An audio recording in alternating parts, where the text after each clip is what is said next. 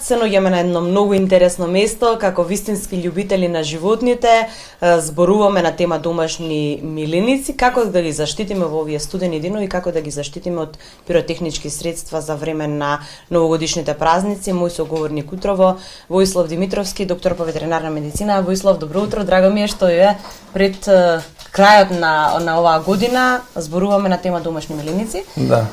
Денеска минус 5 степени утринава, на вистина ладно време, како да ги заштитиме во овие услови? Да, кога зборуваме за домашните миленици, тие што ни се дома, треба да знаеме дека долгите прошетки, поготово на овие што се, да речеме, салонски раси на кучиња, треба малце да ги намалиме, нели? Надвор кога излезат за физиолошки потреби и така натаму, доколку се кратковлакнести или доколку се, нели, грумирани, да речеме, со пократко.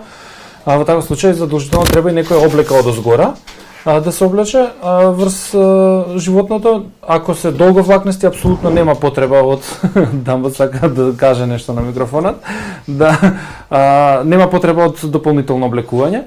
Треба да знаеме дека оние чизмички што се за животните, да речем поготово за тие помалите раси, се препорачуваат кога има надвор снег, а всушност тие ги заштитуваат стапалата од солта која што се фрла по улиците или загадувањето и така натаму.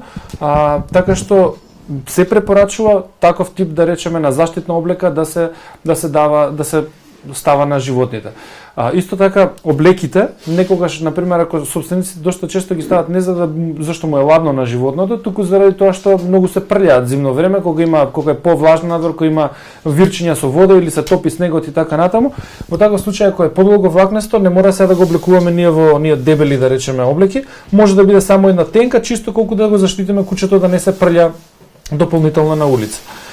И во секој случај, по овој викенд бевме во една од нашите соседни земји и баш ме фасцинира во еден огромен трговски центар, внатре имаше бездомно куче кое што апсолутно се гледа дека е пријутено во тој, да речеме, предпростор за кучево да биде заштитено од надворешните температури. Така да ги апелираме до нашите граѓани, до тие што имаат определени бизниси, ако има некој кутренце што стои пред врата, за овој временски период кога наистина е минус 5 температурата, барем во текот на денот дадете му едно малку потопло место на кучето за да се стопли. Тие си наоѓаат некои локации во секој случај каде што ќе може да се знаат и се адаптирани за надворешна температура, но сепак ако може да помогнеме би било добро. Често знаеме да оставаме храна и вода за милениците, меѓутоа на овие минусни температури. Како да реагираме со водата? Да, на домашните се знае како. Тие што се чуваат во двор, дома немаме потреба нешто посебно со водата. Тие што кучиња што ги чуваме во двор, гледајте неколку пати во текот на денот да се менува водата, затоа што па тоа кога е на улица кучето, тоа ако нема на едно место изворна вода, тоа се има 3-4 локации каде што ќе има изворна вода. Овие кои што се дома во двор, па не дај Боже заврзани на ланец, во таков случај навистина повеќе пати во текот на денот треба да се менува водата, да не биде замрзната. За уличната популација на кучиња исто така би препорачале да има, нели, ако луѓето веќе се грижат за нив, почесто да менуваат вода во текот на денот. И ако може едно кебенце нешто да стават во некој агол, да не пречат и на урбаната средина и урбаниот лик на градот, но сепак да дадат некаков заслон на животните. Да. А што се однесува до шетањето? Да. Обично ги шетаме по неколку пати во текот на денот, кои 3 пати, кои 4 пати. Да. Дали овие ниски температури влијаат на или треба да биде секојдневната рутина исто така? Секојдневната рутина треба да биде запазена. Ако 2 пати до 3 пати минимум во текот на денот треба едно куче да се изведе, треба да се изведе. Секогаш таа температурна разлика дома на екстремно топло или топло, надвор излегување на ладно, таа брза температурна разлика може некогаш да направи определен здравствен проблем. Затоа убаво е што се вика и да ги подготвиме и почесто да одиме, ама и ако се, да речеме, пократко длаки, како што кажав на почетокот, да се облекуваат при самата прошетка.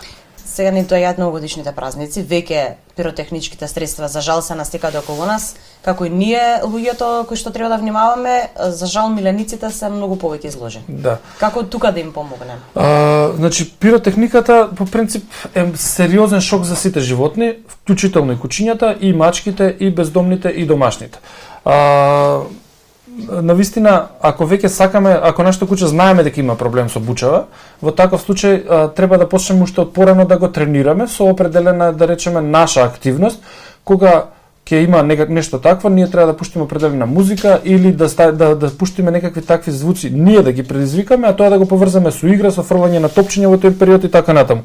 За кога ќе дојде ова ненадејно дејство, во таков случај повторно го земеме топчето или да пуштиме музика или да играме некоја игра со него, за тоа всушност да се дистанцира од надворешната дразба, а да се посвети на, да речеме, моменталната игра. Да апелираме до сите да не користат пиротехника, да внимаваат, особено за време на празниците, затоа што, како што спомени ти, се плашат највеќе миленици.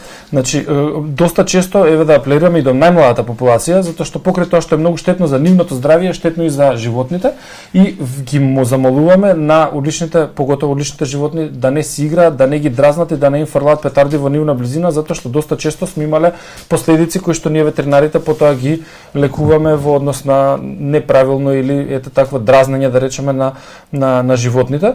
Тај да бидеме сите одговорни, еден апел до властите, колку што разбираме дека има некаква иницијатива дека оваа година би можело да се намалат или воопшто да не се дојде до пиротехнички средства на оние државни, да речеме, или градски прослави, би било тоа убаво, парите наистина се насочат точно кон овие животни и апел до граѓаните кои што сметале да си купат еден огнемет и да се позабавуваат тие 3 секунди, да речеме, или пиротехнички средства, нека отидат во било кое здружение за заштита на животните или да се третираат било кое животно, подобро да му помогнат на него отколку парите да ги дадат буквално во некаква, да речеме, бука или некои светилки.